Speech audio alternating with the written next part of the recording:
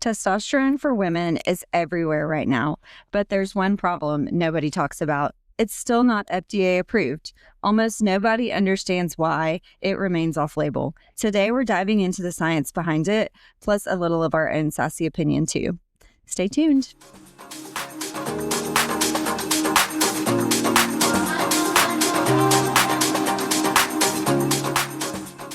Welcome to Hump Day Hormones. I am Dr. Jill Jennings, a board-certified OBGYN and Menopause Society certified practitioner. And I'm Courtney Spann, a nurse practitioner. We work at the Women's Clinic in Little Rock, Arkansas, on the campus of Baptist Health.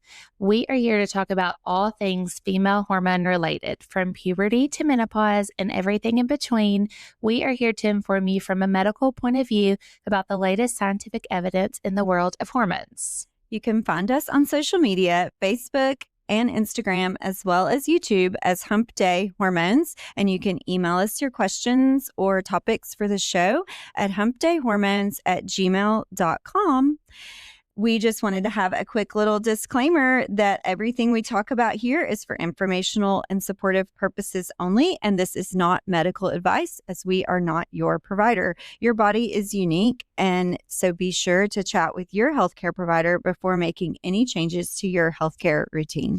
We have gone through the data, so today we're going to dive into testosterone. Like, why is it not approved by the FDA if it's so awesome? I mean, I feel like that's probably where most people end up in their head. Like, if you've listened to our last two episodes, they were all about how safe it is, how effective it is, how it doesn't cause breast cancer or cardiovascular disease in women, and, you know, just how wonderful it is. And so it's like, well, give me some of that. And then it's like, oh, wait, it's not FDA approved.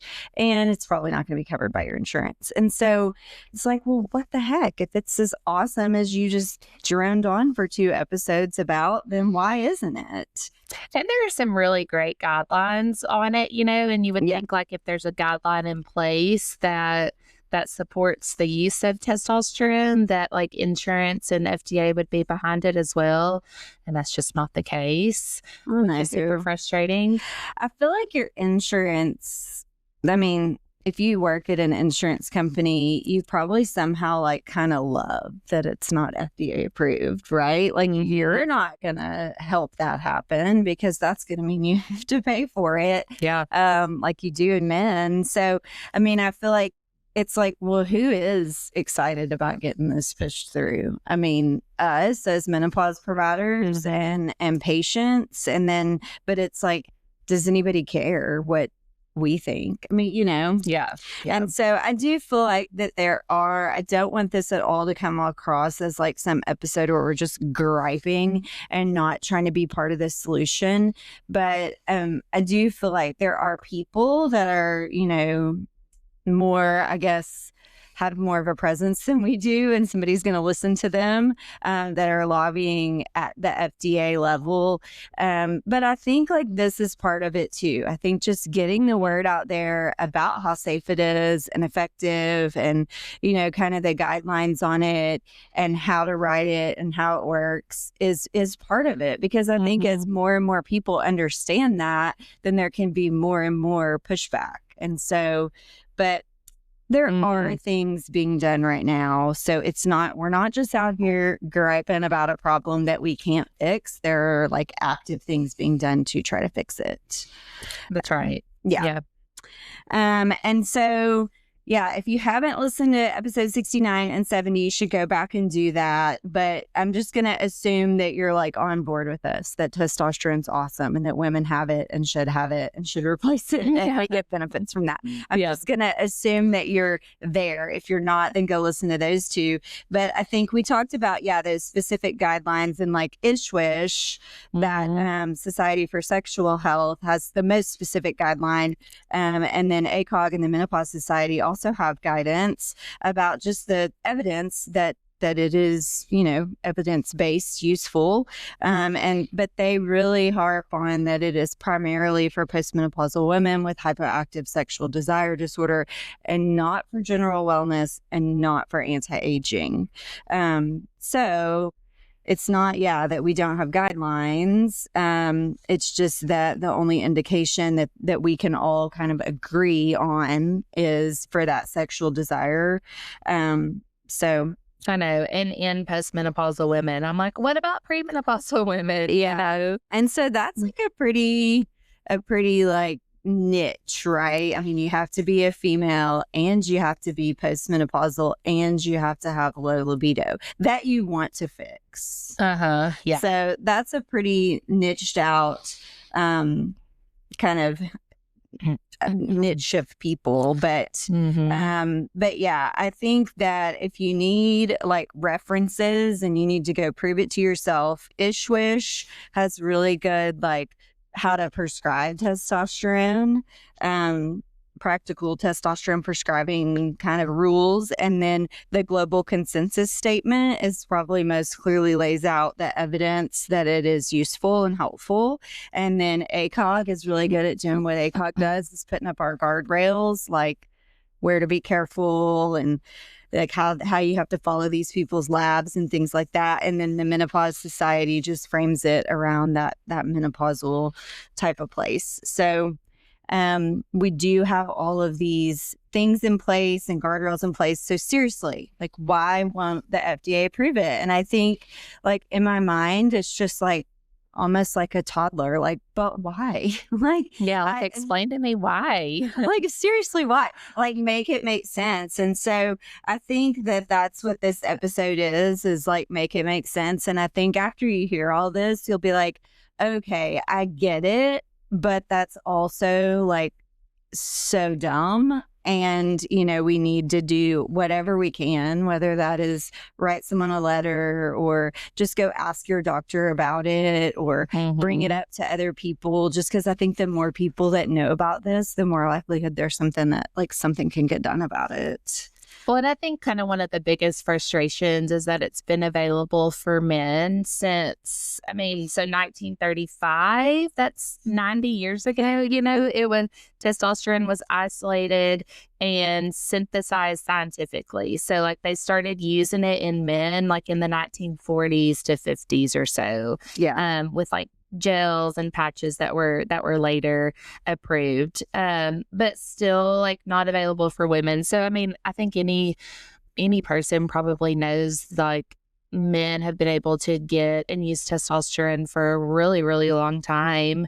And there's even other parts of the world that it is approved for women, like Australia and some parts of Europe. And, it's like, gosh, if they got it, and they've been using it for so many years, what's the deal? I know, like, it's hard to believe that something's like innately unsafe if it's been out since the 1950s. And there's like over 30 products with FDA approval for men. So like, don't try to come, and they use 10 times as much as we do. So like, don't try to come at me with it's unsafe. Like, really? But we've been using it in 10 times the amount that I need since 1950. Right. Right. Like 75 years of use. Yeah. With like no questions asked. Right. If a guy like goes to, his primary care doctor or urologist or whatever with, symptoms of like low testosterone, that's going to be the treatment, like end of the day, you know? And I think that that's like what people assume is like, well, if it works and it's so awesome, it would be approved. And that's just, I feel like that's where you have to like kind of step back and realize that that's not always true, that multiple therapies can fail to get approval or disappear commercially because the cost of the trial. Like someone has to fund all these trials that the FDA is saying they need in women. We have this really small market size. So like I said, you have to be a woman, you have to be postmenopausal, you have to have low libido, you're niching out, you're carving out a little market. And then there's probably some like perceived legal risk. This gets political. It's like, how much do we support female like rights to have the same things. And then there's some patent issues because testosterone is generic and you can't patent that as a drug company. So it's not because it never helped patients. The real reason testosterone still hasn't been FDA approved for women is not because women don't need testosterone. And it's not because the data doesn't show that it works. It's just a mix of issues. And I think Big Pharma has a big part to play in that. I think that the FDA does have some real concerns about safety. And I think that some of those are legit. And we'll kind of go through that. Not that testosterone is unsafe, but that we don't have longer than like 24 months of data in some areas. And so, maybe they do need longer subsets of data. Again, who's going to fund and pay for that trial? And then just the product design, like the dosing we'll talk about is so low in women. And then just like who is incentivized to make this happen? So, yeah, I think that's a big one. So the big pharma and the incentive is that testosterone is generic and fairly cheap, really. Yeah. And so it can't be patented. And so, yeah, like who is going to make money if we try to make this new drug that is dosed for a woman who's going to financially benefit from that? And if you can't figure out the answer, like follow the money, if you can't figure out the answer to that, then that's just leaves too little of financial incentive for anybody to jump on board. And so I think another thing that really like stuck out to me when I was reading about this is that the FDA approves products. So you have to be an actual product. The FDA is not saying testosterone's bad. They don't say that at all. Like I said, we have over 30 products that are testosterone that are approved for males. Like they need a product, like an actual like patch or cream or whatever that is dosed at female dosing with a brand new weird name, that they are going to approve that specific product. Like they're not in the business of approving like testosterone in general. I mean, it's going to be very specific. Yeah. And so the manufacturer has to get a specific product formulation, dose, delivery method, and then get that approved and indicated for exactly women. And so, yeah, and I think that the hesitation has always been, we don't have enough data. And it's like, come on, you have data since like 1950 on men, but I think the biggest hesitation historically has been cardiovascular risk, breast cancer risk, and then stroke and clot risk, and then androgenic side effects, like voice changes, hair growth, acne, those kinds of things. We talked a lot about these in the last 2 episodes, so you can, go back and listen to those for more details about that. And I think that most of these short-term studies look very reasonable, but the regulators at the FDA want longer data than like 2 to 3 years. The 2019 Global Consensus Position Statement very clearly laid it out there that testosterone is not associated with high blood pressure, high glucose or A1C, short-term lipid effects.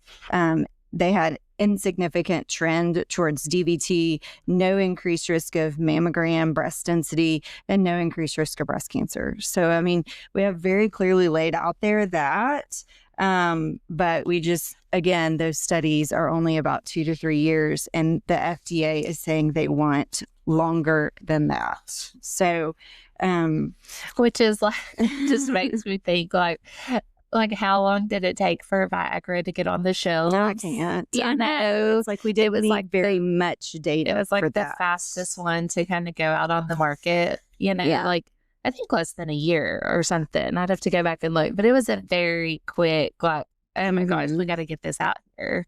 Yeah. And I think that's like people's thing is like, well, we can just sit here and say, okay, we're waiting on 10 years of data because like no one's gonna die if they don't get testosterone. This is not some like brand new cancer drug that's potentially gonna save lives. I think that they're probably just being more stubborn about it because they kind of just can. But yeah, at the same time, it's like you want to think if this men use so much more testosterone than we do, that they really have a different risk profile. They do have these risks of sometimes clotting and lipid dysregulations, and there's some prostate cancer stuff. I mean, there's like a lot of stuff with testosterone in men, yet somehow we're just doling it out 10 times as much as we need. So, I mean, you cannot help but be a little bit snarky at the end of the day, that it's like, come on. I know. I think another hang up with kind of like trials and getting approval and all of that kind of stuff is like, if we're using it for the specific diagnosis of hypoactive sexual desire disorder, how do you measure that, right? So it's like easy to measure like a hot flash. You just stop having hot flashes or have less of them, and you can like count those throughout the day. But like, how do you measure desire and if it improves? And that's so different for everybody. I mean, there are some like kind of standardized questioning and that kind of stuff, but I think that's one thing that makes it a little bit more difficult is to figure out how it's working and if it's working. Yeah. Yeah. And then I think that there's just such a low financial incentive. I mean, a company would have to spend millions on trials for female testosterone, when it's like, well, really, I mean, we're like hacking the system pretty good here at using a tenth of a man product or getting it compounded. I mean, we have other FDA approved sexual wellness like Addyi and Vyleesi. So, I mean, I think that if you're an investor or a drug company who's like, where do I spend my millions? That you just probably look at this return on investment as like not that attractive. And I mean, that's really sad, I know. Because you're like, well, I mean, the women that are wanting it, they're kind of already getting it, just in different ways. And so what's the point? Yeah. And then I think the other problem is like, we tried this before, like, and I think people that were looking into like, okay, I have $1 million and I want to fund a drug trial. Well, someone's tried to do this with testosterone before, and it didn't, pan out. And so it's like, oh, well, I don't want to do that. Somebody's already tried it. And when they tried it though, was right after the Women's Health Initiative. And so there was like this climate of like hormones are bad because of kind of the miscommunication with the rollout of the Women's Health Initiative. It was like, well, if hormones are bad, then the last thing I want to do is jump on board with another hormone, even though the Women's Health Initiative didn't have anything to do with testosterone. But it just kind of got caught in the crossfire of like, well, if estrogen and medroxyprogesterone acetate are bad, then testosterone must be bad too, because a hormone is a hormone is a hormone. Right. And so I just think that fear from the WHI kind of got broadly extended to like all hormones. And so, it just kind of research funding all dried up. I mean, really, it was like, close the book, pack it up, we're going home. Nobody prescribed hormones to females anymore. I mean, that really was sort of how it all happened. And if you have anybody that is on hormones, you should call them and you should tell them to throw their hormones away. I mean, that was really kind of the prevailing thought after the WHI, and like the whole industry just sort of walked away from women and hormones. So this product that this transdermal testosterone was reviewed by the FDA in 2004. And y'all have heard us talk about the Women's Health Initiative enough to know that, that was 2002. So 2004 was just right there in that shadow of that. Yeah. And the FDA advisory panel acknowledged the efficacy and evidence for benefit versus placebo for libido, but it got rejected because there was no long-term cardiovascular and breast cancer data risk. So it did not fail because it didn't work. It failed because they said, we want more data on that it is safe with breast cancer and cardiovascular risk. But at this point, I want to be like, okay, we have that data. What we have it on, though, is like compounded testosterone, or me telling my patients to use 1/10 of this male cream. So we don't have like standardized dosing. Right. So it's hard to randomize a controlled trial with like, well, this person's using shots, this person's using 1/10 of the ketchup packet of testosterone, and then this person's getting hers compounded. Like, again, it's like you forced us into doing things that, if you're saying something's unsafe and you don't have safety data, well, you're forcing us to do it in a more unsafe way by just not approving it and giving a standardized dose. So, I don't know. It's so frustrating. I know it is. And then, we have like all the data since 1940s to 50s on men using it, again, at 10 times the amount that we want to use it. So it's like, just kind of reasonable to think, well, if you can take 10 times as much as me and nothing bad happens to you, then shouldn't it be fine in me? And then you can go even a step further than that. We now have like giant subsets of women that are transitioning to be men and purposely using, male dosed testosterone. And we have all the data that they didn't have long-term, side effects. But again, the FDA is like, no, but we want someone using female dose for that long. It's like, well, we don't have a female dose. Well, and we, we do this with every other drug, right? So like every other like blood pressure medication, cholesterol medication, every other medication, we're women were never even in trials before 1993. Yes. And so, we use all the male data and apply it to women, and, women are able to use those medications. But like testosterone is the one that's like, no.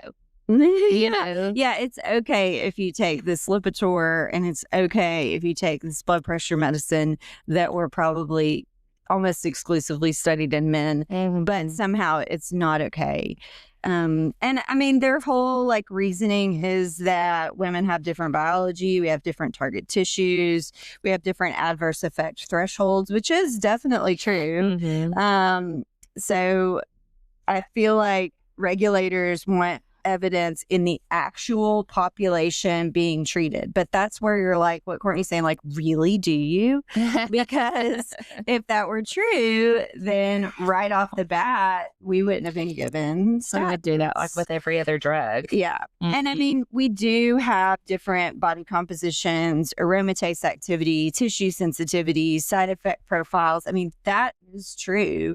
We have a different baseline hormone environment, but this just seems like such a double standard at this moment in time, when like Courtney was saying, not until 1993 did you even think I was important enough to study for a drug. And but now you want massive amounts of data. It's like, well, if you had let me have some since 1950, you'd probably have that data. Right. I know. So like real world result stuff is, instead of an FDA approved women's testosterone product, like we said, we're having to use like microdosing of the male products, compounded creams and formulations, and really just like off-label use on everything. And so it would be so nice if there was some good like just consistency and something easy to use and kind of more, I don't know, I guess regulated, and not just kind of, all the ways that we have to go about getting it. I know. And that's the very thing that an FDA approval would solve. Like, it would give us consistency of dose and formulation and all of that. And they come up with drugs all the time that have stipulations on them. Like, if you take this drug, you have to come get your blood tested every 3 months. That was a thing with Veoza. When you first got on it, you had to do liver function tests and then do them again 3 months later. Like, drugs come out with kind of stipulations like that on them all the time. So that's like, if that's what you're really worried about, and you can't really tell me that the FDA gives a shit if I'm going to sprout a chin hair, but like, if that's what you're truly worried about, thank you, first of all. And second of all, like, give me some tweezers and tell me to come get my labs tested. That's right. Yeah. I mean, and I think too, like, people get in their feelings about like, and even me as a doctor, when I started doing this, I'm like, oh, no, I don't want to be like in the off label. I don't want to be using stuff off label. Because like you feel like you're somehow legally just setting yourself out there. Like you have nothing to fall back on. Like, excuse me, doctor, why were you using this medication? And it's like, well, because I have so much evidence that it works. Like you just like feel like don't have any legal protection in a way. But then I feel like you have to remind yourself that like we use drugs off label in medicine all the time. Like, you know, examples are like spironolactone for acne. That was initially a blood pressure medication, or blood pressure medications like beta blockers for anxiety and stage fright and things like that. Trazodone for sleep, metformin for PCOS, because you're really treating the insulin resistance, but gabapentin for hot flashes. I mean, it's like, we kind of learn along the way that drugs have unintended, you know, uses. Like Ozempic, they're finding is good for gambling addictions. I mean, that's not what it was designed for. But I think that it's okay to use a drug off label, and especially if we have like the years and years of data that we have that it works. And so we do that all the time. And then like Courtney and I see all the time, people come in here and it's like, somehow we're not comfortable prescribing hormones, but my gosh, your doctor was comfortable putting you on an antidepressant, a short-term like acting anxiolytic, like, you know, something Xanax and Trazodone. And, you know, I mean, I'm like, man, they were comfortable prescribing these 5 medications. Like, I don't know. Like, or one little baby dose of testosterone. I know. Well, and that's where you just, you know, whenever you're able to like use that on patients and realize like the improvement in, I mean, quality of life, you know, it's like, dang, we could be doing so much better. I know. And so I think we just now have like very almost like publicly available, like on the Ishwish, or Rachel Rubin has a good video out there of like how, or if you want information, just email us. I'll be happy to send you any of that stuff on like how to prescribe testosterone, because since there isn't some standard formulation, then a lot of doctors are like, well, I don't know how to do that. Like, I'm with you that it might work, but I don't know how to write that. And I can't look it up in some pharmacopoeia anywhere because there's not a standard dose. And so a lot of people are just left like, okay, I'm on board, I'm ready, but I don't know how you do that. And so we're happy to tell any and everybody how that is usually safely written. And I think just the most accurate summary for patients about like proven, best supported, science driven, like reasons to use testosterone. Always low libido, hypoactive sexual desire disorder. I mean, I don't think anybody's ever going to be able to dispute that it is helpful there.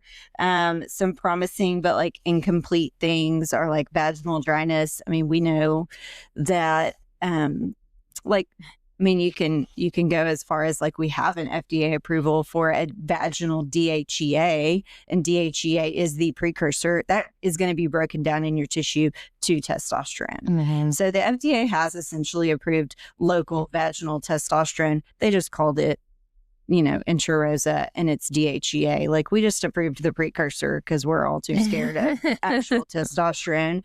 But it is wonderful for the outside of the vagina, the vulva, and for vaginal dryness, and for like making that tissue more lubricated, better blood flow, better nerve supply, all that stuff that's going to make sex more comfortable.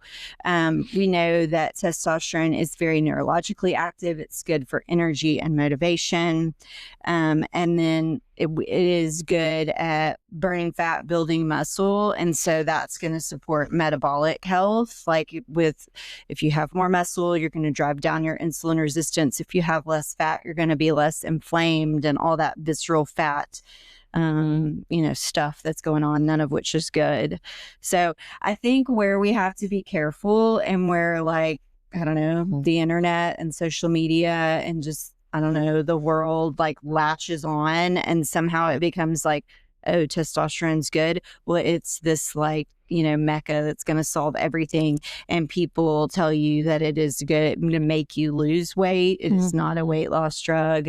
You're not going to become a bodybuilder. So this is not major muscle gain.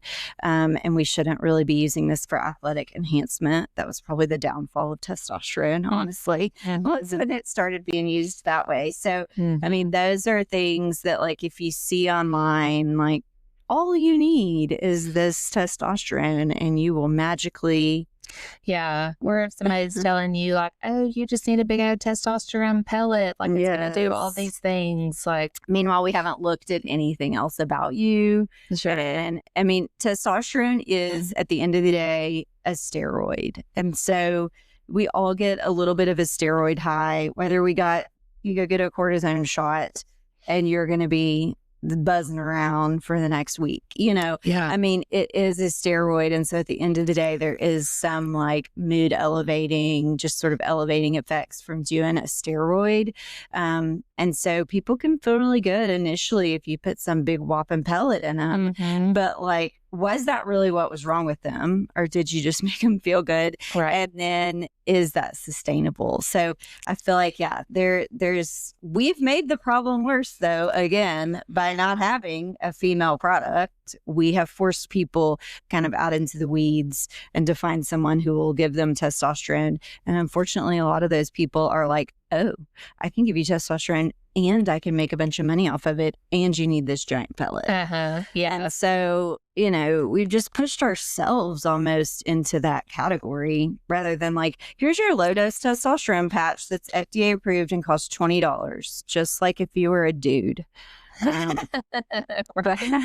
But yeah, I do think if you're interested in testosterone and you think that it might be helpful for you, I mean, there's some questions that you should kind of ask yourself, ask your provider. Am I a candidate for using testosterone? What symptoms might it help?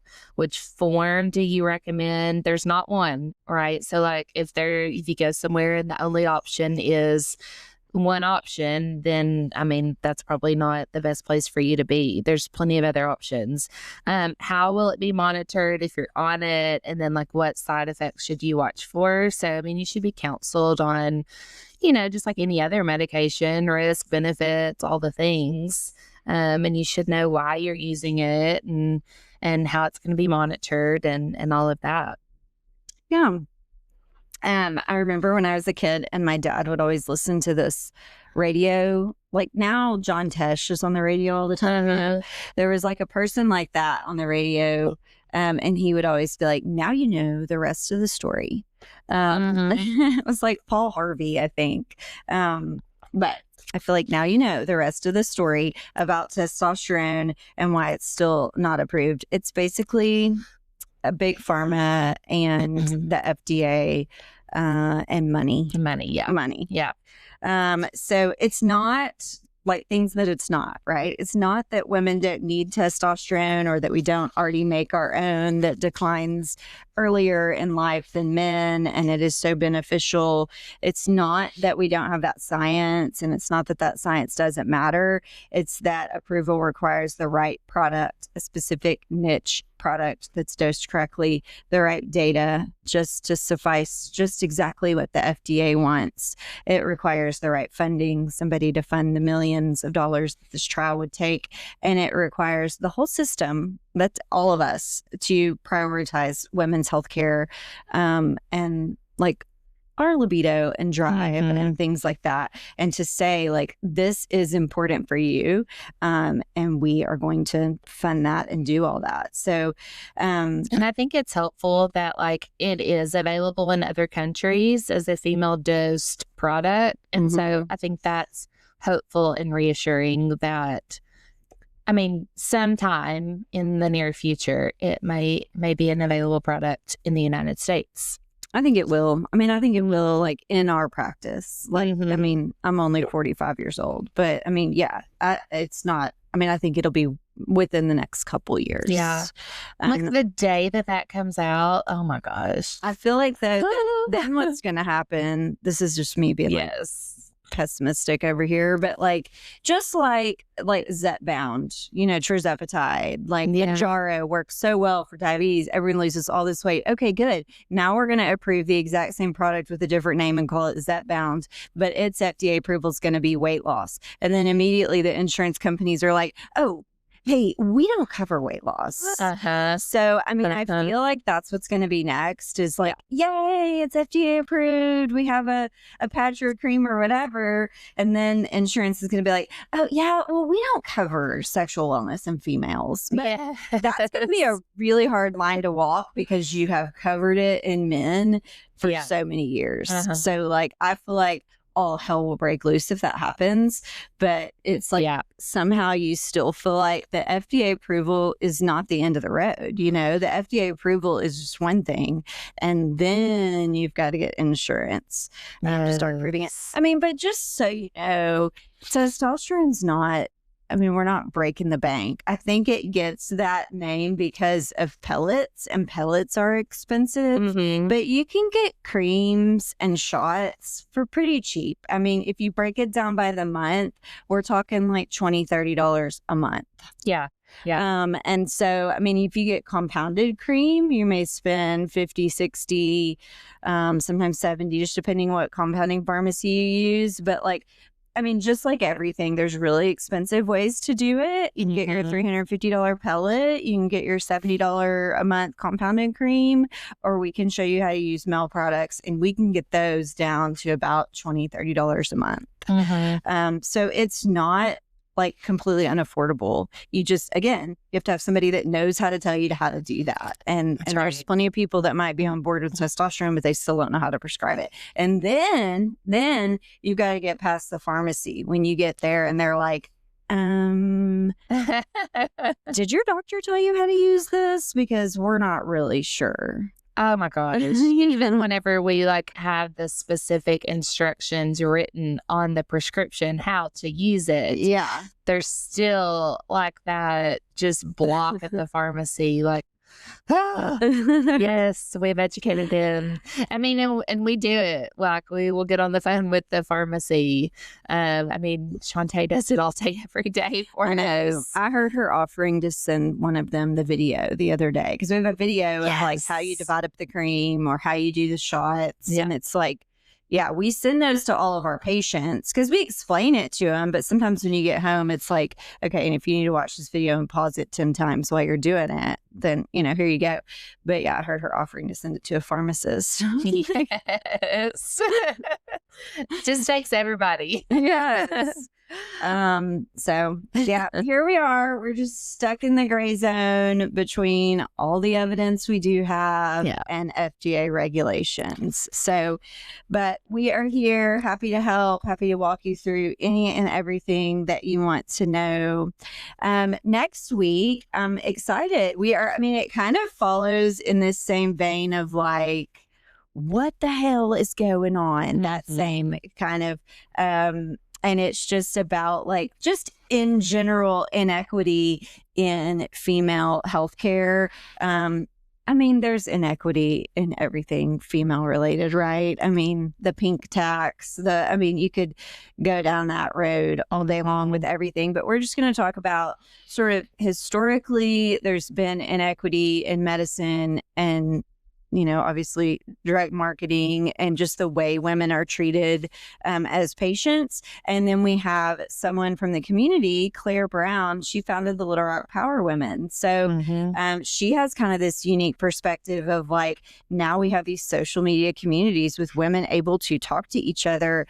And how has that been helpful as like moving the needle for like better equality for women across the board with everything, but including healthcare. So I think what she has kind of developed and cultivated has been it's been amazing, and it's been quick, and it's been obviously something that's been so needed, but it's because of how fast it's grown.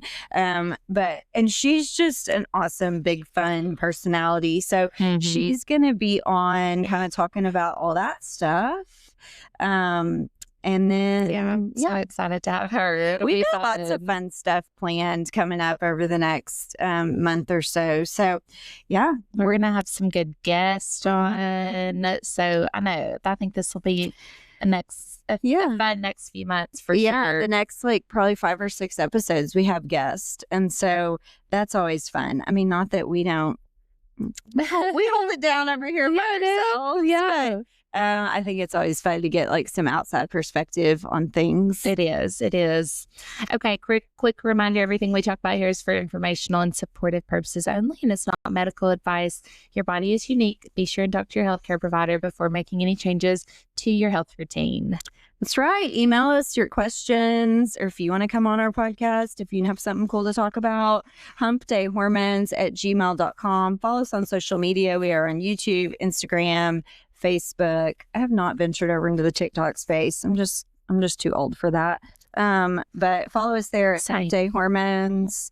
And I'm off to get my breast ultrasound for my dense breast. So I'll let y'all know how that goes next week. Have a happy hump day.